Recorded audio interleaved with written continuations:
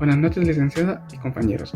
Como representantes del Grupo 2 nos tocó exponer acerca de los derechos humanos y el uso alternativo del derecho, en el cual principiaremos hablando que el 10 de diciembre de 1948, en la Asamblea General de las Naciones Unidas, mejor conocida como la ONU, proclamó la Declaración Universal de los Derechos Humanos. Desde entonces, estos derechos se internacionalizaron y la humanidad conmemora esta fecha en el Día Internacional de los Derechos Humanos, y en aquella oportunidad el Estado de Guatemala, mediante sus representantes, firmó esa declaración y progresivamente ha suscrito otros instrumentos internacionales que comprometen al deber del Estado y obligado a observar y respetar los derechos humanos de todas las personas sin distinción de ninguna naturaleza.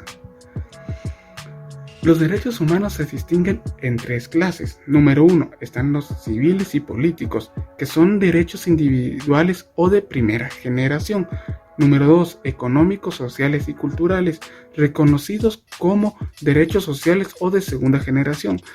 Número 3, tenemos los derechos de los pueblos, de solidaridad o de la humanidad. Son derechos de tercera generación. Esas tres clases de derechos y libertades fundamentales en su concepto integral son inherentes a la persona, a nuestra naturaleza de seres humanos. Nacieron para protegernos de los abusos del poder público y garantizar que los estados y sus agentes los observen y respeten, sin olvidar que los únicos sujetos violadores de estos derechos son el Estado y sus agentes. En Guatemala se tiene este tema y tiene una larga y trágica historia por ser considerada un país violador de derechos y libertades de sus habitantes.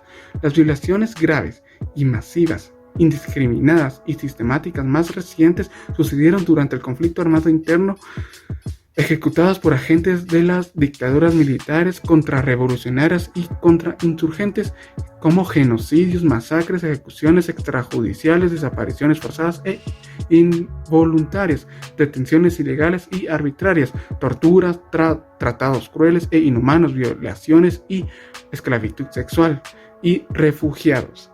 Y para explicar mejor este tema de los derechos humanos y el uso alternativo del derecho, les dejo con mis compañeros. Buenas noches, licenciada. Mi nombre es Olga Martínez. Somos el grupo número 3 y nuestro tema es derechos humanos.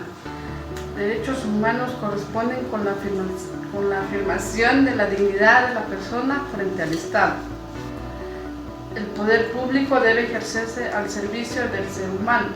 No puede ser empleado ilícitamente para ofrecer atributos inherentes a la persona y debe ser vehículo para que ella pueda vivir en sociedad en condiciones de igualdad, con la misma dignidad en la que es inherente a la naturaleza de una persona.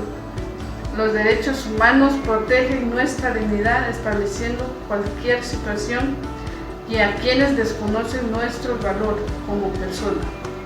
Esto significa que se reconoce a todos y cada una de las personas el derecho a vivir libre de la intervención arbitraria del Estado y a solicitar al Estado que realice determinadas acciones para que podamos gozar de una vida más plena.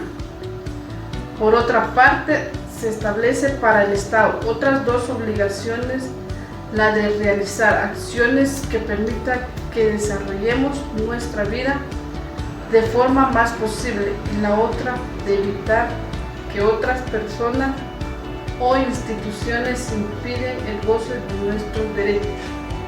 Características de derechos humanos.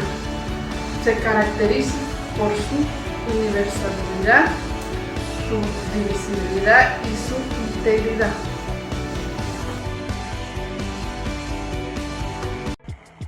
Los derechos humanos son inherentes a las personas humanas. Todo ser humano, por el hecho de serlo, es titular de los derechos fundamentales que la sociedad no puede arrebatarle ilícitamente.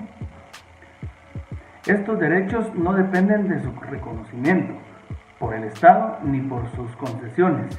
Son derechos individuales que corresponden a todo habitante de la tierra. La expresión más notoria de esta gran conquista es en el artículo número 1 de los derechos universales de los derechos humanos, que esta dice: todos los seres humanos nacen libres e iguales en dignidad y derecho, y dotados como están de razón y conciencia, deben comportarse fraternalmente los unos a los otros. Hablando de los derechos humanos en la Constitución Política de la República de Guatemala es la norma más importante que rige en nuestro país. En ella se establecen los principios y derechos políticos, culturales, sociales y económicos sobre los que se organiza el Estado. Ahí se fijan las acciones que pueden desarrollar los poderes ejecutivos, legislativos y judiciales que no integran, así como los límites, y se reconocen los derechos individuales de las personas que viven en el territorio nacional. En el artículo 1 de la Constitución establece que el Estado de Guatemala se organiza para proteger a las personas y a las familias, y su fin supremo es la realización de un bien común para todos. Buenas noches, licenciado. Soy del grupo número 2 y me tocó el tema de los tratados internacionales de derechos humanos. Son acuerdos entre estados que voluntariamente se comprometen a reconocer y respetar derechos y asumir obligaciones para protegerlos. Como cuando un estado ratifica un tratado, está obligado a darle cumplimiento y por lo tanto las personas pueden exigirle con respeto y que garantice los derechos humanos consagrados en este tratado. ¿Tiene de proteger los derechos humanos en Guatemala? Pues es muy fácil, es el Estado de Guatemala. Las principales obligaciones que derivan de los tratados de derechos humanos para el Estado son el respeto y las garantías de derechos fundamentales que debe de tener cada persona que habite el territorio. Las obligaciones del Estado son 3: respetar, proteger y promover. Respetar. El Estado de Guatemala no debe de violar los derechos humanos. Proteger. El Estado debe evitar que otros violen los derechos. Y promover. El Estado debe generar las condiciones para que todas las personas conozcan y... Comunidad internacional. Son los abusos y crímenes ocurridos en la Segunda Guerra Mundial marcaron un hito dentro de la historia de los derechos humanos del siglo XX. Entre las medidas acordadas al finalizar la guerra, un grupo de 50 estados, entre ellos Chile, se construyeron como Organización de las Naciones Unidas y se comprometieron a proteger los derechos humanos, firmando primero la Carta de las Naciones Unidas en junio de 1945, que situó los derechos humanos en la esfera del derecho internacional en 1948. 3 años más tarde adoptaron la Declaración Universal de Derechos Humanos, que reconoció la dignidad de todas las personas independientemente de su país. Desde ese momento, la comunidad internacional, conformada por este conjunto de estados que hoy día ya suman 193 más los distintos organismos internacionales, se ha transformado en observaciones de derechos humanos en el mundo, a través de herramientas y organizaciones específicos que supervisan el cumplimiento de las obligaciones de los estados. Como otro tema le podemos hablar sobre la sociedad civil, aunque ya hemos dicho que el Estado es el principal responsable del cumplimiento de los derechos humanos en cada país.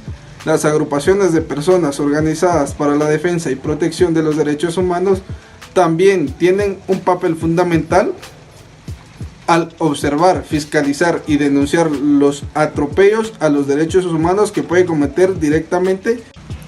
Como otro tema le podemos hablar sobre la sociedad civil, aunque ya hemos dicho que el Estado es el principal responsable del cumplimiento de los derechos humanos en cada país.